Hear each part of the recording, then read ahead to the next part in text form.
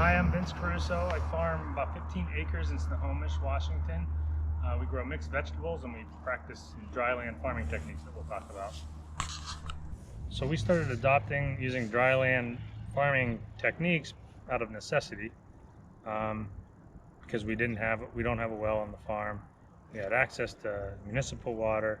It's very expensive, and so when we first started, a lot of trial and error, figuring out times of year, what crops would work, which ones don't. I know we had a real hard time with corn because it's something getting seeded a little bit later, let's say in June, and it needs a lot of water at a specific time of year in its growth cycle when it's setting the ears of corn, the fruit, and usually it takes a lot of space. So I feel that you need a lot of water to grow it profitably.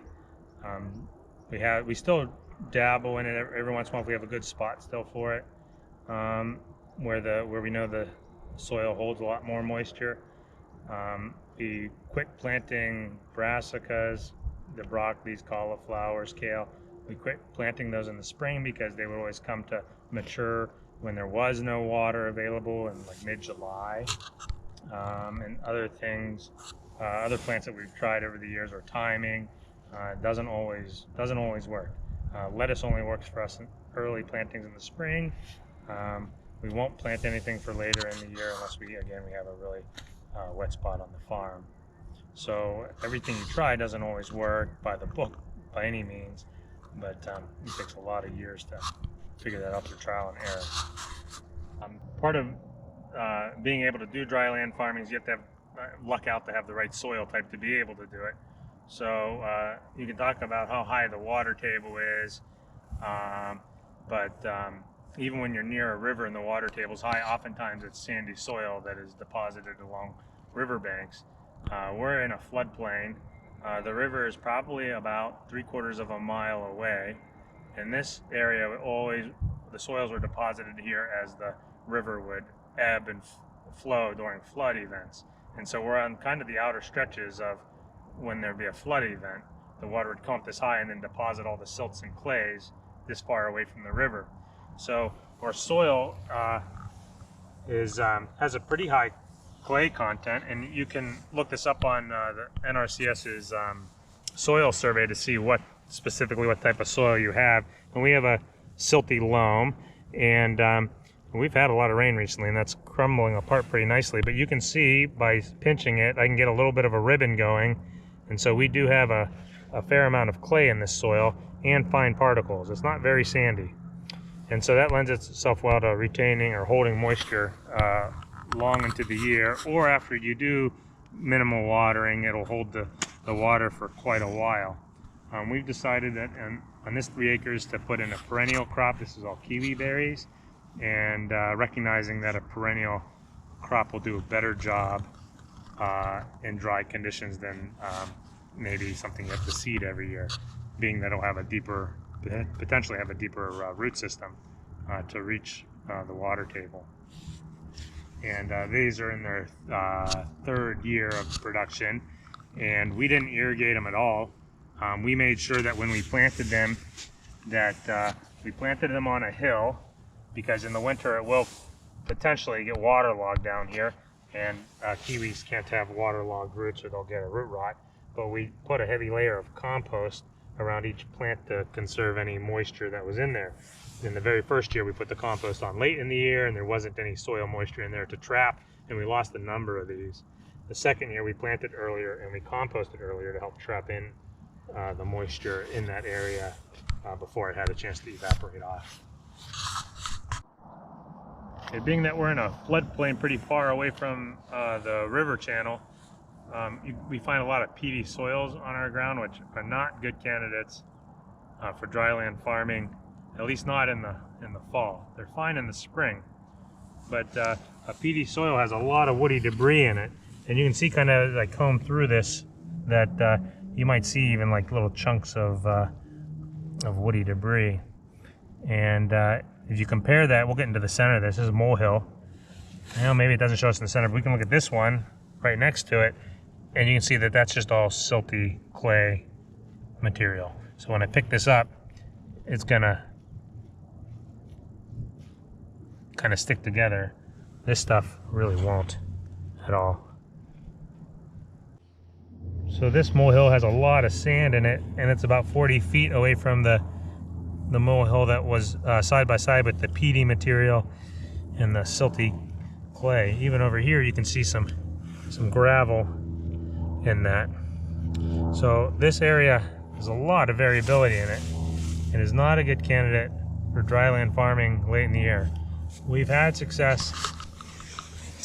This was a biannual kale crop that was here for 2 years, planted in the spring, and they had a robust root system, so it survived fine. And we've done alliums in here, garlic in the near past. And so garlic being planted in October, there's plenty of soil moisture. It's harvested in July. It's well before it's going to dry out around here. So we choose places on the farm to plant specific crops, oftentimes based on the soil type and which ones are going to lend themselves well to dryland farming in the fall is kind of the key area. So here we have a field of all our brassica crops that we plant in July. And as you can see, there's a bit of a topographical kind of variation here. And we know that the area where I'm standing right now is going to flood or get wet first, because if we do get a flood. So we purposely planted broccoli in the bottom half because we knew that would be harvested before the end of October. And then as we go up the hill, you'll be able to see that there's kale out in that area. Because we're doing dryland farming, we want to utilize this area even though it's going to flood. So we can't get into it until late in July anyways, because it's so wet early in the spring. And then we know that we're going to have to get out of here before seasonal floods, which typically would happen starting November 1st. So broccoli fit in well in the base, and then as we went up the hill, we chose to put in our brassicas that include kale and Brussels sprouts. You can see that we already have some surface flooding already starting just from heavy rains. And if it was a wetter situation, this could have all been flooded already, and then it'd be product that we couldn't sell. So it's important, we found with farming without irrigation and soil prep, that we don't work the soil too much to break up the structure. And what can happen is if the soil becomes too loose from rototilling, the moisture won't wick up through the soil profile. So a lot of times after we're done rototilling, especially if it's later in the season, like after the middle of June, we'll take a packer like this and pull it over top of the bed to repack the soil so it's not too fluffy, and then that'll restore capillary action. That'll restore the soil ability to have capillary action or pull the soil moisture up through the profile.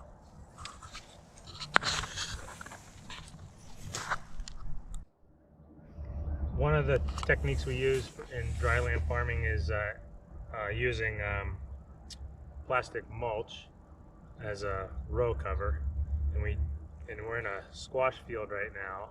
I had a bunch of winter squash, and we use this for all cucurbits: winter squash, zucchini, cucumbers, pumpkins, melons. And there's some obvious reasons to use it outside of dryland agriculture or dryland farming, for weed suppression and warming up the soil. But we found that with squash in particular, that it holds moisture in really well. So we're laying this down in May when there's good soil moisture, there's a good amount of soil moisture. And then when we plant seeds in it, the seeds will germinate well because the soil's heated up or warmed up. And when the plant is fruiting, maybe in July when when rain has stopped, we'll still have a lot of soil moisture trapped in the soil with the plastic mulch.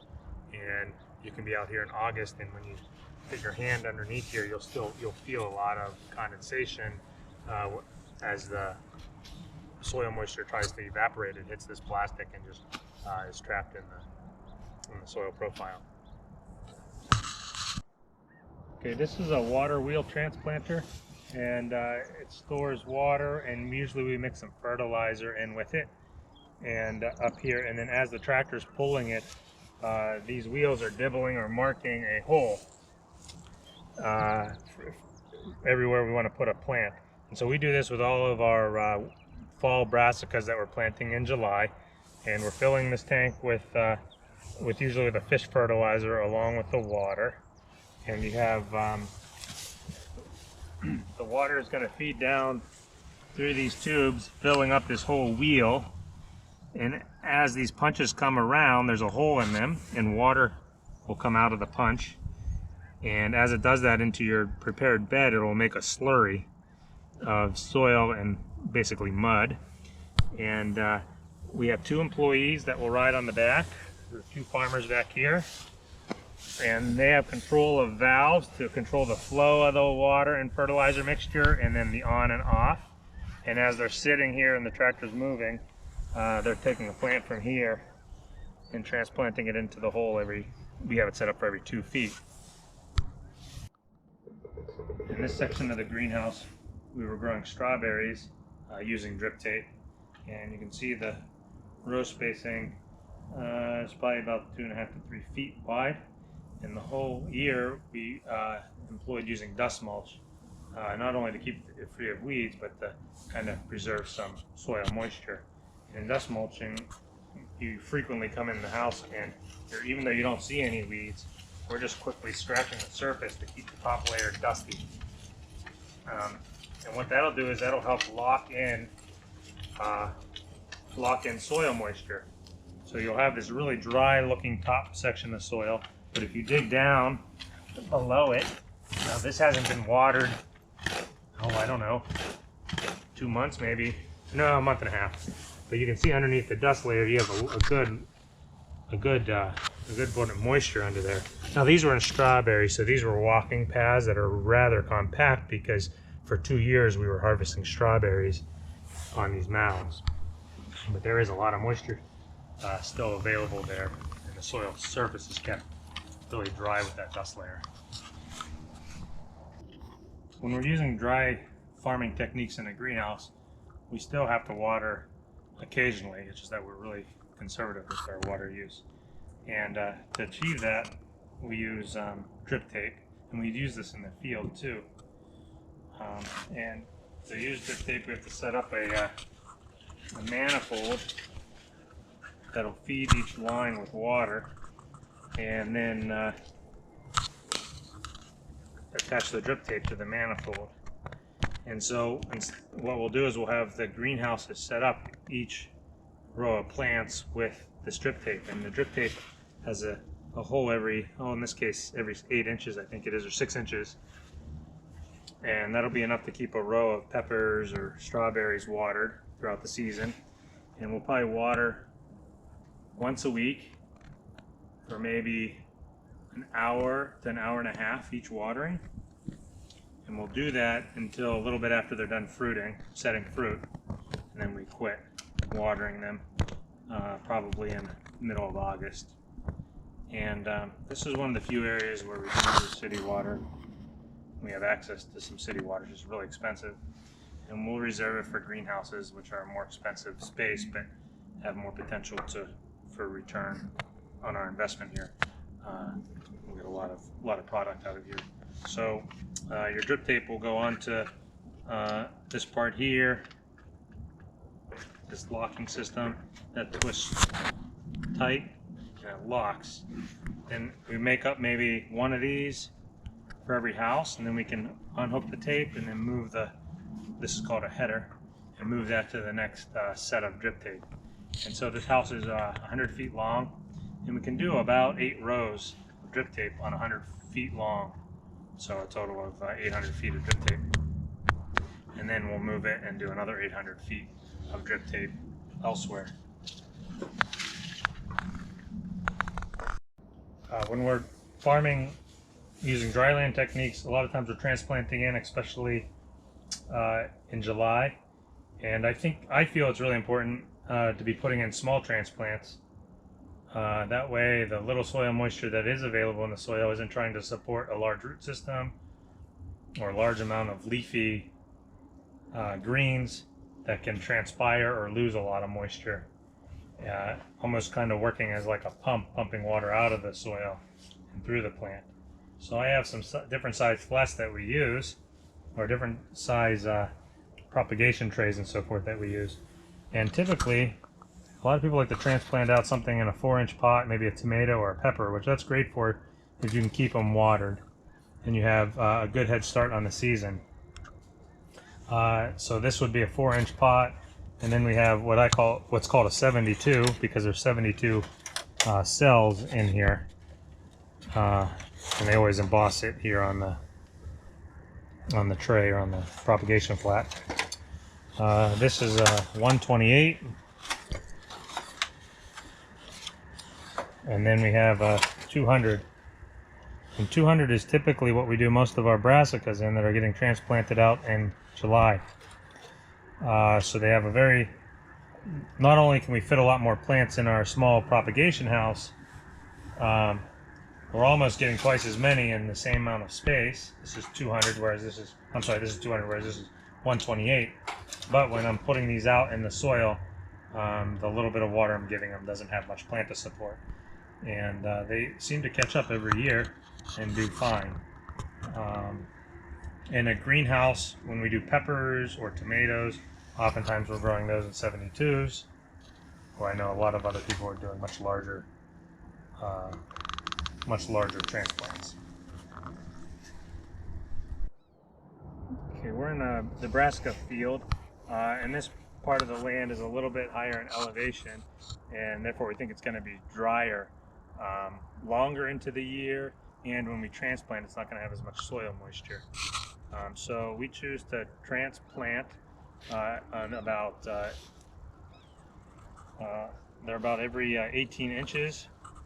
I'm sorry, not 18 inches, 2 feet between the plants, and there's about 2 feet between the rows. 1, 2 that way and 1, 2 this way. And we give them the extra space because we know that there's just not a lot of soil moisture to share. So spacing further apart is a good technique to make wise use of the little bit of moisture that's in the soil. All of this was transplanted around the 4th of July, around the beginning of July, and oftentimes we won't see rain for 4 to probably 6 to 8 weeks. We won't see rain. So when we transplant them in, they do get a shot of water from our transplanter. But after that, that's really going to be it. We've probably ran a cultivator through here, a tractor cultivation through here twice. And every time we do that, when we cultivate with the tractor, you'll see that the soil is filled up a little bit around the plants, maybe a couple inches. It throws the soil up around the base of the plant here, and that's going to help give you a little bit more soil and possibly conserve a little bit more moisture.